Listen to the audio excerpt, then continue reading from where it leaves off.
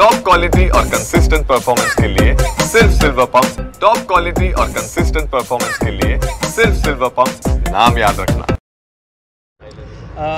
आज तुम्ही मुंबईला निघालेले आहात, काय कारण आहे? खरं तर कालच मोठ्या प्रमाणात पक्षात गळती लागल्याचं चित्र पाहायला मिळालं। गळती वगैरे मोठ्या प्रमाणात बिलकुल लागलेली नाही।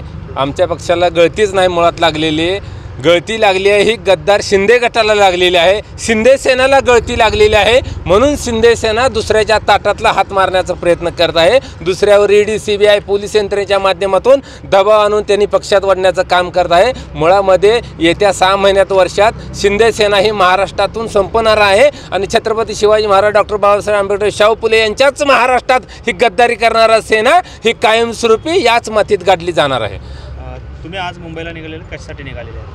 खरं तर काल तुमच्या चॅनलच्या माध्यमातून बऱ्याचशाच TV चॅनलवर बातम्या आल्या की ऑपरेशन टायगर झालं। ऑपरेशन टायगर बिगर नाही, ऑपरेशन ह्यांचं उंदरा मांजरासारखं देखील झालेलं नाही, उंदरा मांजराचं ऑपरेशन झालंय। म्हणून आम्ही उद्धव साहेबांना दाखवणार आहे की सांगणार आहे की शिवसेना आणि शिवसेनेचे पदाधिकारी साहेब सगळे तुमच्यासोबत आहे आणि साहेबांना सांगण्यासाठी, ताकद देण्यासाठी आम्ही जोमाने कामाला लागलो हे सांगण्यासाठी, विश्वास देण्यासाठी आम्ही मातोश्रीला चाललेलो आहे। आणि इथून पुढच्या काळात याच्यापेक्षा टिबलीनं शिवसेना कशी वाढेल ही आम्ही त्या पद्धतीने रणनीती आखून पुढच्या काळात नवीन पदाधिकाऱ्याच्या निवडी करून आम्ही जोमानं कामाला लागणार आहोत।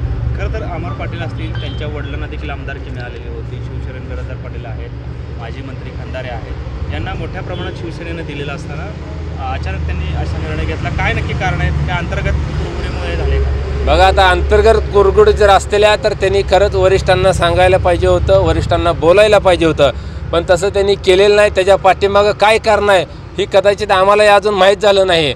जर पुढच्या काळात काय कळलं तर त्याच्यावर विचार करेल पक्ष, परंतु ते काय पक्षातून गेले हे आम्हाला अद्याप माहीत झालं नाही। त्यांना तिकडं लाभ हो द्या।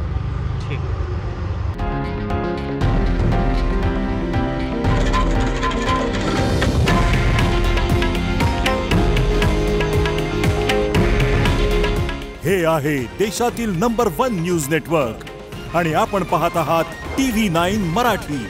काळजी तुमची, हित महाराष्ट्राचं।